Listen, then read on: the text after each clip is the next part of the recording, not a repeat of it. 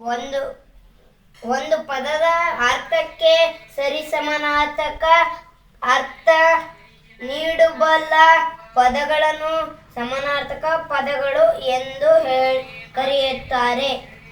ಕಡಲು, ಸಮುದ್ರ, ಪ್ರಪಂಚ, ಜಗತ್ತು, ರಾತ್ರಿ, ಕತ್ತಲು, ಧ್ವಜ, ಬಾವುಟ, ವನ, ಅರಣ್ಯ, ಅಳತೆ, ಪ್ರಮಾಣ, ರಾಜ, ಅರಸ, ಸುಳಿವು, ಗುರಿತು, ವಿಗ್ರಹ, ಪ್ರತಿಮೆ, ಉಪಕಾರ, ಸಹಾಯ, ಸಮೀಪ, ಹತ್ತಿರ, ಜಂಬ,